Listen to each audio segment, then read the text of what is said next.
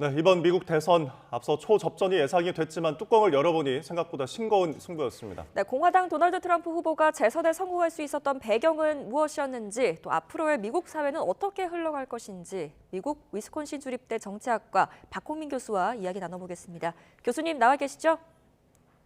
예, 안녕하십니까? 네. 네, 안녕하십니까. 아직 개표가 끝난 주가 아직 많긴 하지만 진행 중인 곳도 있습니다. 일단 경합주를 포함해서 사실상 압도적인 승리였다는 평가가 나오는데요. 이 트럼프의 어떤 전략이 주요했다고 보십니까? 트럼프의 전략도 중요했지만 오래전부터 있었던 소위 얘기하는 거시적인 변수가 트럼프에게 굉장히 유리했습니다. 예를 들면 인플레이션을 미국이 작년부터 쭉 경험하고 있었는데 예. 이것의 영향이 컸고요. 또 체감 경기도 그렇게 좋지 못하기 때문에 미국 국민들이 그런 경제 문제에 반응을 한 것 같습니다. 또한 바이든 대통령의 지지도도 계속 낮게 유지되고 있었는데요. 현직 대통령의 지지도가 높지 않으면 그 당 출신의 후보가 대선되는 경우는 거의 지금까지 역사상 없었습니다. 거기에다가 바이든 전 대통령이 토론회에서 실수를 하고 난 이후 늦은 사퇴를 했고 또 해리스 부통령이 캠페인을 굉장히 짧게 해서 네. 그것도 이제 영향을 미쳤던 것 같습니다. 여러 가지 변수가 있었지만 특히 경제 이슈가 트럼프에게 좀 유리한 어떤 작용을 했을 거라고 분석을 해주셨는데, 트럼프가 경합주 7곳의 표심을 사실상 모두 가져갔습니다. 이 해리스 입장에서는 어떤 점을 좀 패인으로 꼽을 수 있을까요? 또 낙태권 이슈도 있었는데 이게 좀 힘을 받지 못했다고 봐야 하는 걸까요?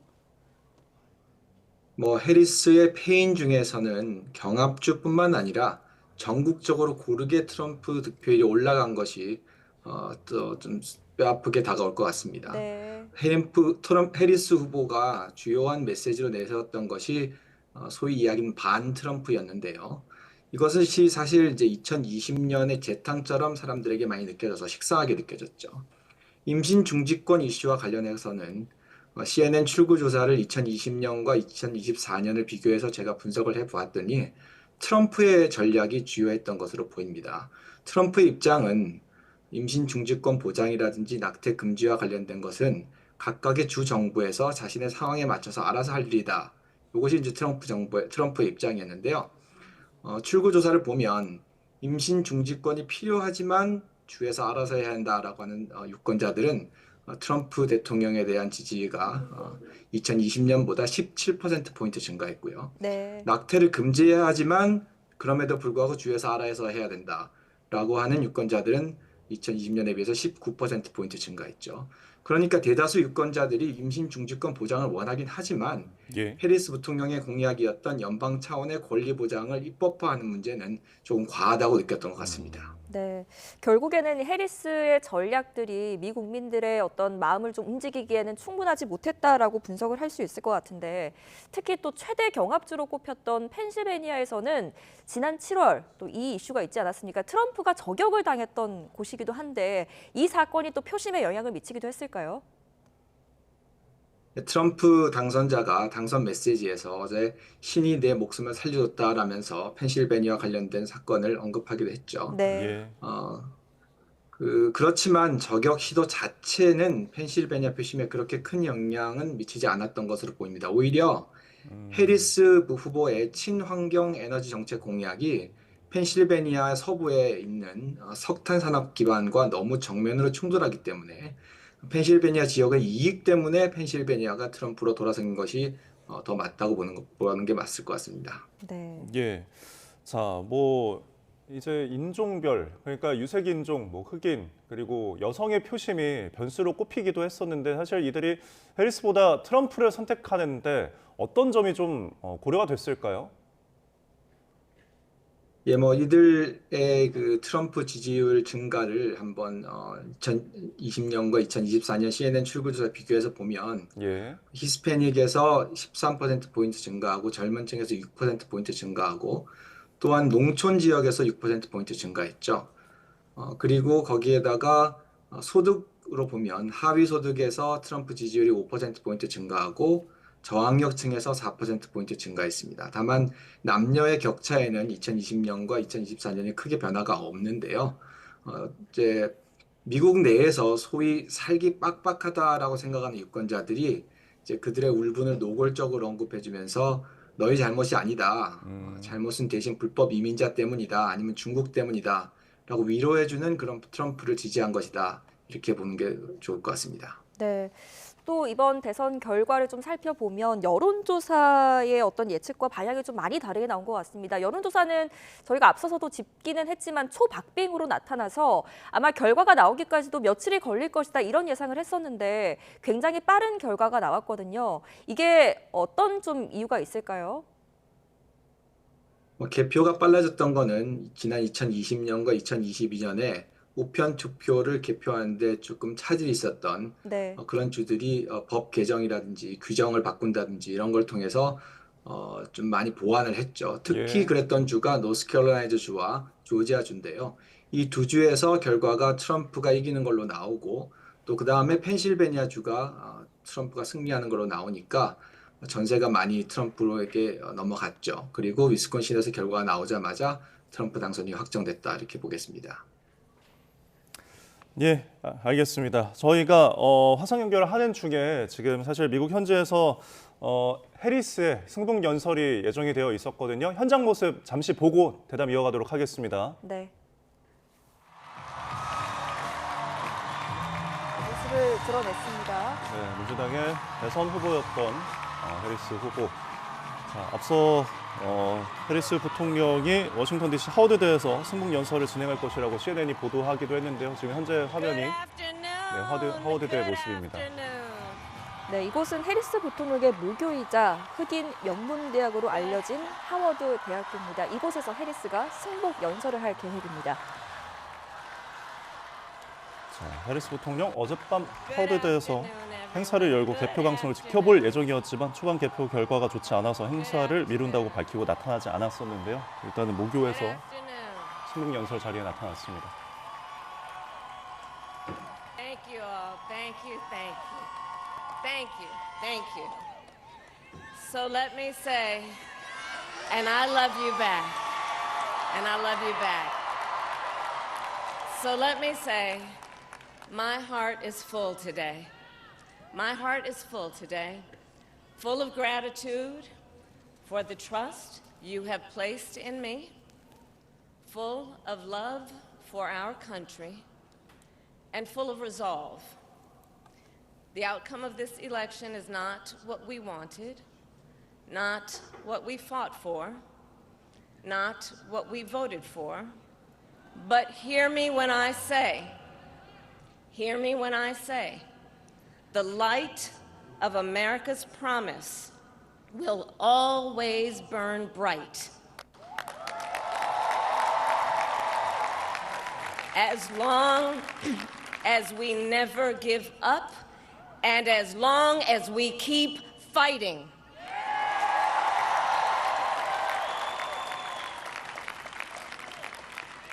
To my beloved Doug and our family, I love you so very much. To President Biden and Dr. Biden, thank you for your faith and support. To Governor Walz and the Walz family, I know your service to our nation will continue. And to my extraordinary team, to the volunteers, gave so much of themselves, to the poll workers and the local election officials, I thank you all. Look, I am so proud of the race we ran and the way we ran it. Over the 107 days of this campaign, we have been intentional about building community and building coalitions. 해리스 부통령 계속해서 연설을 이어가고 있습니다. 이번 선거 결과 사실 우리가 원했던 것은 아니다라는 언급도 있었고요. 앞서 초반에 굉장히 가슴 벅찬 하루다. 모두의 믿음과 지지에 특별히 감사를 전한다고 지금 말을 전하고 있습니다. 네, 그러면서도 바이든 대통령의 언급도 있었는데요. 또 감사 인사를 전하기도 했습니다. And we did it with the knowledge that we all have so much more in common than what separates us. Now I know folks are feeling and experiencing a range of emotions right now. I get it. But we must accept the results of this 카멀라 election. 해리스 Earlier 부통령의 today, I spoke with 대선 President-elect 승복 Trump 연설이 and 계속되고 congratulated 있는데요. him on his victory. 자, 모두의 I also 믿음과 told 지지에 him 특별히 감사하다. That we will help him and 지지자들에 his 대한 team with their 감사의 말을 transition. 계속해서 전하고 있는 모습 And 함께 that 보고 we will 계십니다. engage 네. in a peaceful transfer 또 of 이번 power. 선거의 결과는 우리가 원했던 것이 아니라는 언급도 있었고요. 또 이 현장에는 지금 굉장히 많은 지지자들 또 미 국민들이 모여 있는 자리에서 감사 인사를 전하고 있습니다. 네, 미국의 미래를 위한 싸움에서 열정과 기쁨은 여전하다라고 언급하기도 했는데요. 또 이 선거 결과를 받아들이고 또 트럼프의 승리를 축하한다는 메시지도 전했습니다. 네, 승복을 하는 메시지를 전한 건데요. 사실 미국에서는 1896년 대선에서부터 승자에게 축하 전보를 보내는 승복 연설이 계속해서 전통으로 이어지고 있었습니다. 네, 앞서도 전화 통화로 승복 어떤 축하의 전화를 전하기도 했었는데 트럼프에게 또 공식적으로 이 연설 자리에서 본인의 패배를 인정하는 연설을 하고 있습니다. 네, 원칙의 결과를 받아들이며 존중할 것이다 라는 언급도 하고 있는데요. 또 앞서서 이 자리에서 통합의 메시지를 내놓을지도 굉장히 관심이었는데 계속해서 한번 좀 들어보도록 하겠습니다. The fight for freedom, for opportunity, for fairness, and the dignity of all people. A fight for the ideals at the heart of our nation, the ideals that reflect America at our best. That is a fight I will never give up. 네, 계속해서 강조하고 있는 것은 자유 그리고 옳은 것에 대한 I will 언급을 never give 계속하고 up 있습니다. the fight for a future where Americans can pursue their dreams, ambitions, and aspirations. Where the women of America have the freedom to make decisions about their own body and not have their government 결과적으로 telling 이번 them 선거 결과를 what to do. 승복하고 또 원칙의 결과를 받아들이면서 존중할 것이라는 메시지를 내놨습니다. 또 인간의 존엄성, 핵심에 있는 이상을 위한 싸움을 계속 해나갈 것이라는 언급도 했습니다. And America, we will never give up. 네, 선거 the 캠페인에서 fight 낙태권 for 이슈를 our 굉장히 democracy, 부각했던 카멀라 해리스 for the rule of law, 부통령이었는데요. for 역시 equal 이 자리에서도 justice, 여성의 and for 권리에 the 대한 sacred 언급이 idea 또 계속되고 있습니다. that 네, every 계속해서 one of us, 미국은 no 여성들의 matter 결정을 who we 내릴 자유가 are or 있는 where we 곳이라는 start out, 메시지도 내놓고 있네요. has certain fundamental rights and freedoms that must be respected and upheld.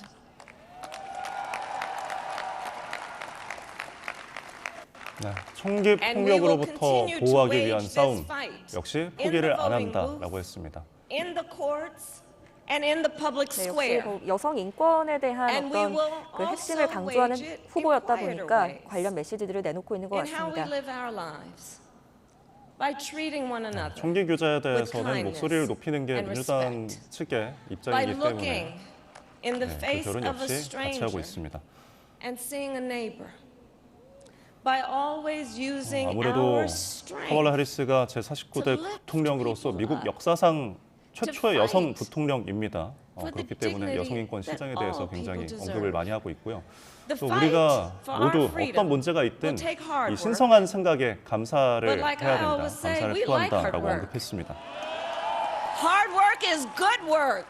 네, 또 Hard work can 해리스 be joyful work. 후보자의 어떤 And 연설에 the 지금 fight for 지지자들도 our 환호로 country is 대답하고 always 있습니다. worth it. It is always worth it.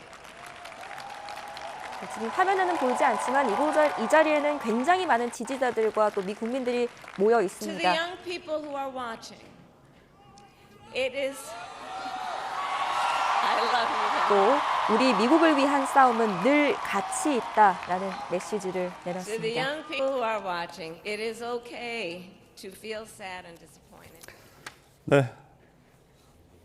도널드 트럼프가 백악관에 4년 만에 재입성한 가운데 미국 대선에서 패한 카멀라 해리스 부통령의 승복 연설 함께 보고 오셨습니다. 워싱턴 DC 하워드대에서 모교에서 이뤄진 승복 연설 함께 보고 오셨습니다. 자, 저희가 또 박홍민 교수님과 함께 이어가던 대담, 미국의 지금 대선 상황에 대한 이야기 이어가도록 하겠습니다. 네.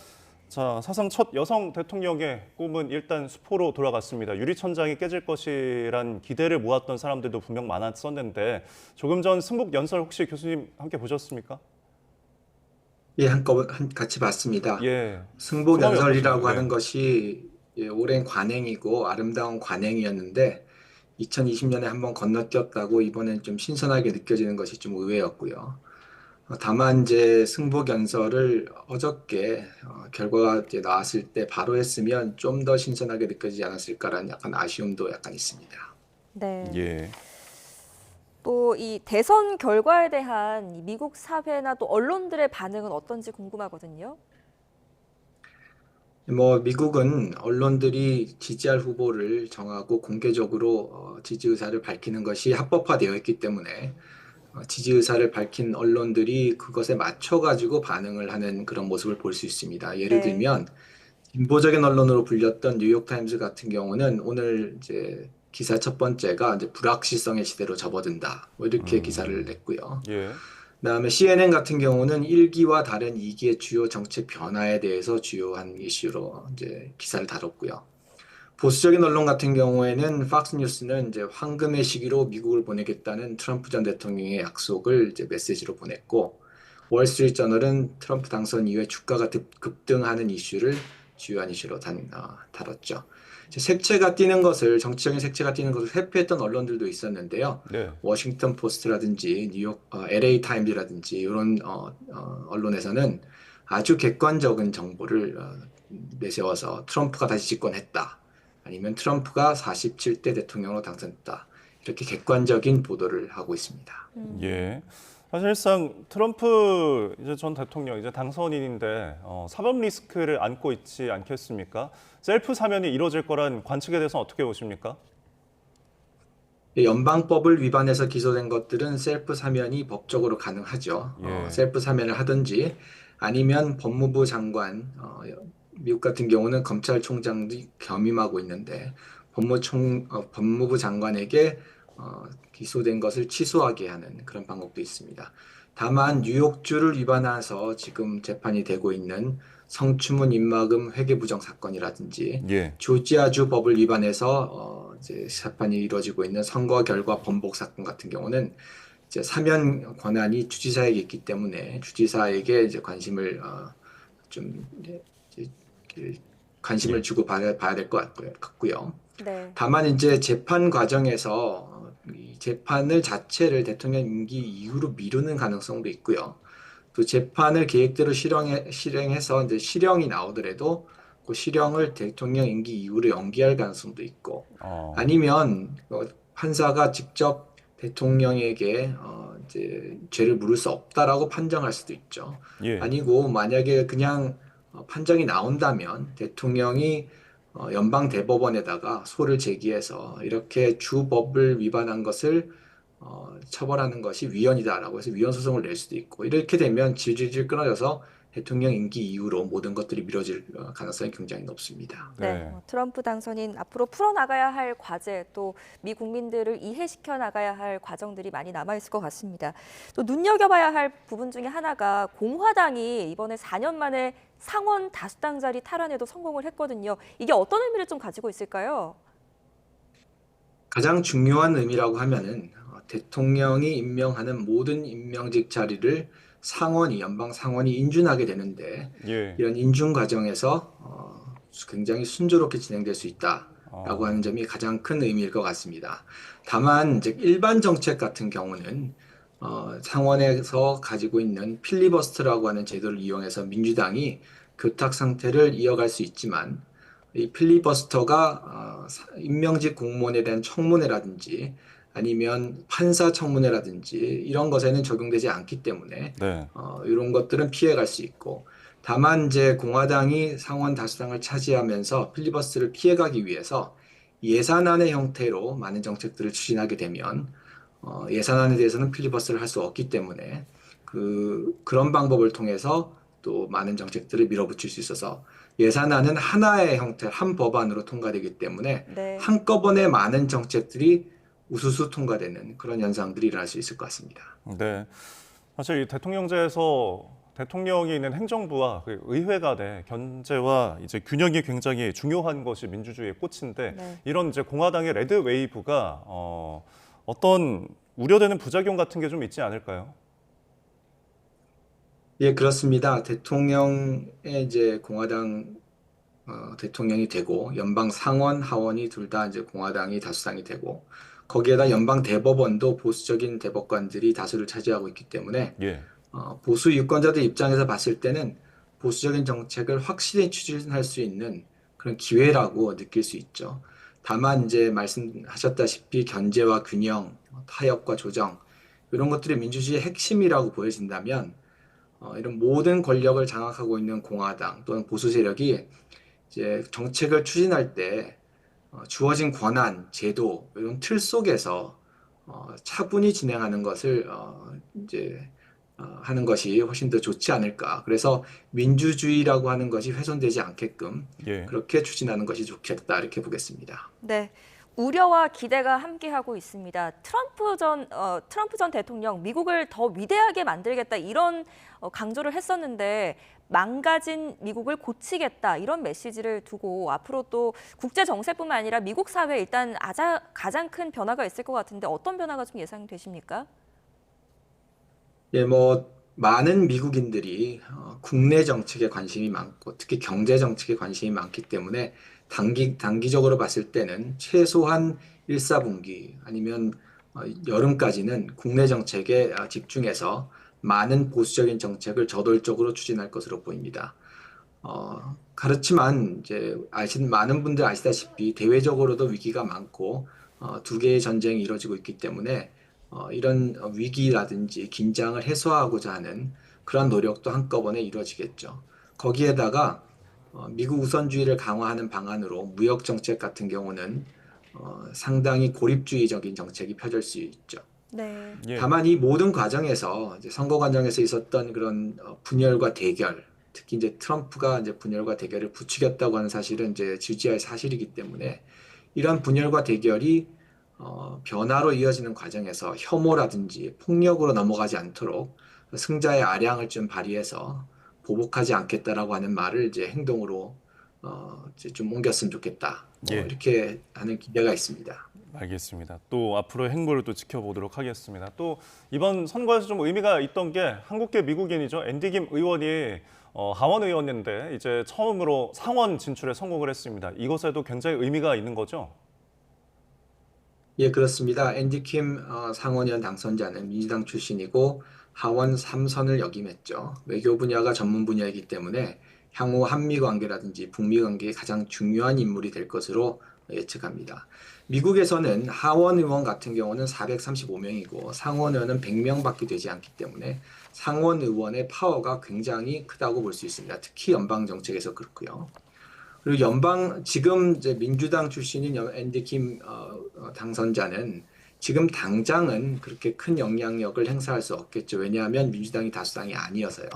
하지만 차후에 미래에 민주당이 다수당이 된다면 그렇다면 앤디 킴 상원 의원 같은 경우는 여러 가지 위원장직이라든지 소위원장 자리라든지 이런 직책을 통해서 행정부에 굉장히 많은 정책적 영향력을 행사할 수 있어서 한국 정부가 지금부터 좋은 관계를 유지하고 한미 관계, 북미 관계를 위해서 장기적인 플랜을 세워서 앤디 킴 당선자와 관계를 가져갈 필요가 있다고 생각하고 있습니다. 네. 알겠습니다. 여기까지 듣겠습니다. 지금까지 미국 위스콘신 주립대 정치학과 박홍민 교수와 함께 이야기 나눠봤습니다. 잘 들었습니다, 교수님. 고맙습니다. 감사합니다.